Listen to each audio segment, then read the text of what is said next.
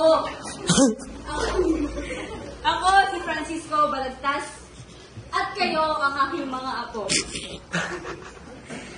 Tawagin niyo lamang akong Lolo B.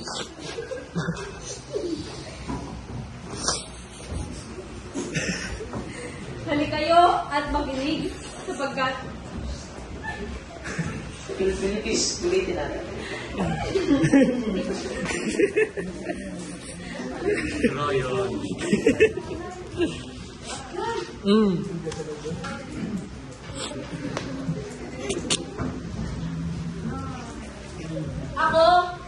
Ako si Francisco Balagtas at kayo ang aking mga apo. Tawagin niyo lamang ako Lolo B. Halika kayo at makinig sapagkat nais kong ibahagi sa inyo ang aking nabuong kwento noong ako'y nasa kapahamakan. Ito ang kwento nila Florante at Laura. Ngunit, bago ang lahat, nais muna magpakilala ng aking mga karakter.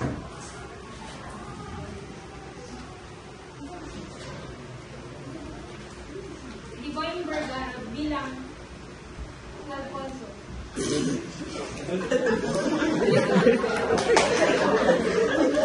Maya.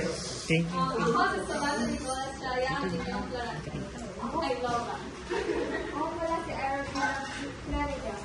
Israel Burse, ang inyong Florante. Haring Wednesday.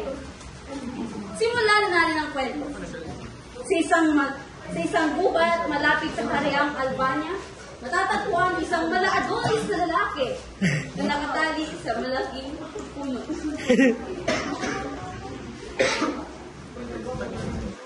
Gusto nakatali.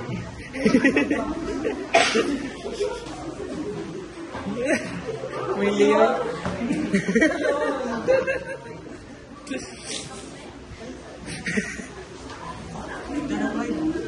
Oh, malaking langit. Lakas mo'y nasaan? Paano na ang Albania? 2 milyon ang nais sa aking kumain. Ngunit hindi pa. Sapagkat nais ko pang ibigin ang pinakamamahal kong si Laura. Hold on, may I just pause? This is a life and death situation. It's not completely walang something. Kasi mamamatay siya dito. I wonder why it's something funny. Okay, ulitin natin. This is an emotional scene. Naintindihan niyo ba? Mas kakainin siya ng tayo. So, tumatawa siya kapag kakainin siya. Alright? Sige nga, ulitin pa. Oh, malaking langit. Bangis mo'y nasaan? Paano na ang Albanyo? 2 leon ang nais sa aking kumain, ngunit hindi maaari sapagkat mamahalin ko pa ang pinakamamahal kong si Laura. Oo. Hindi na pala akong pinakamamahal ni Laura. Sapagkat nasa mga bisig na siya ni Adolfo.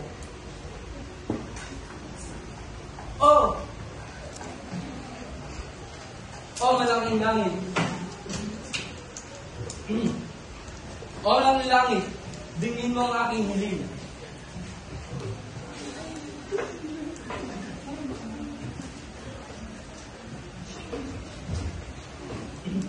Malaking langit, dingin mo ang aking hiling, bago pa ako mawala ng bait. Sa gitna ng mga daing ni Florante ay mayroong nakalig sa kanyang parehong sinapit sa larangan ng pag-ibig. Kanya itong sinilapit at laking gulat niya na mayroon dito mga albi. Florante! Leon?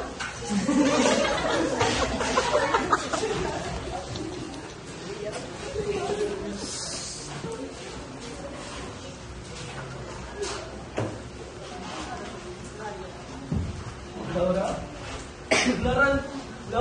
Laura? Aladdin? Bagkos may pag-aalinlangan noong una, tinanggap ni Florante ang unang Muslim na si Aladdin. Sinalaysay ni Florante ang kwento ng kanyang buhay mula pagkabata hanggang sa kanyang pag-aral sa Atenas.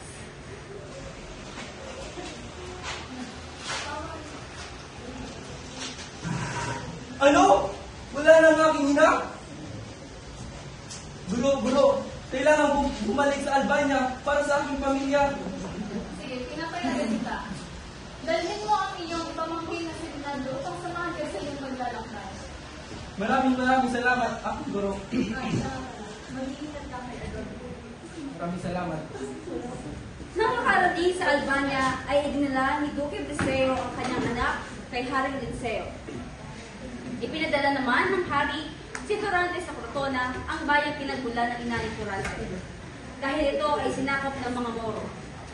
Ngunit bago pa man tumungo sa digmaan, ay nakita niya ang isang napakagandang binibini na siyang kanyang iniwan. Oh, Binibini, una ko pa lamang sa iyong pagkita, nasilayan ko na ang malabenos mong kagandahan. Kaya ako ay ngayon niya ang sa iyo. Ako rin sa inyo, Ginoong Florante. Nais kong hingi ng iyong kamay sa kay Haring Lanceo. Ngunit ipinadala niya ako sa digmaan sa harian ng Clotorno. Huwag kang mag-alala sapagkat ang pag-ibig ko sa iyo ay iba. Bawalin mo ang aking pagmamahal sa iyo pagkikipagmamahal. Nakarating mo ito. Maraming salamat. Bagkos, matagumpay ang labanan sa Crotona sa pamumuno ni Florante. Kanyang inulian ang Albania na nababalutan ng lagim. Muling, nagkipaglaban si Florante sa mga Moro na naisakupin ng Albania.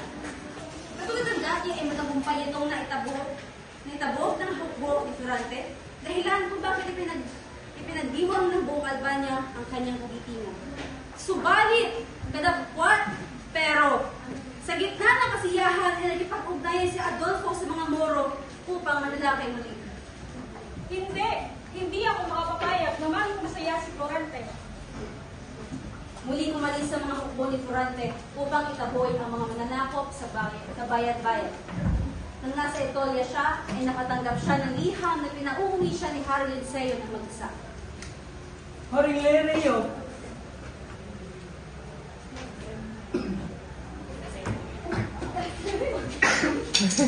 Wala po sa iyo, kamay. Ano ka ngayon, Florante? Ibilang na yan ang walong araw at nakaipakain sa leyon kagubatan. Hugutan na yan ang ulo at ang dupe. At ikaw, bakit ka? Laura! Florante! Laura! Dito natapos ang kwento ni Florante kay Aladin. Dahilan kung bakit siya nasa kagubatan. Sa kabilang bahagi naman ng matalo ang kanyang hukbo kay Menandro, ay tumakas si Adolfo kasama si Laura. Ngunit, naroon din pala si Tere. Itawan mo ako! Ayoko! Magkamanood ba? Isiyawan mo siya!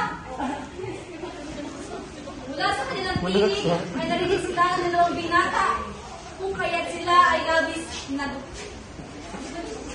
nagugulat na labis na tuwa sa kanilang pagkikita-kita.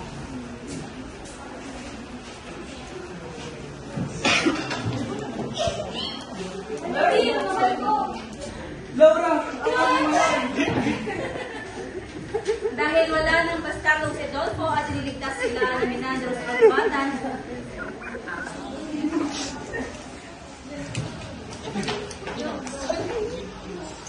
ay pinagbunyi sila ng buong kaharian Albania.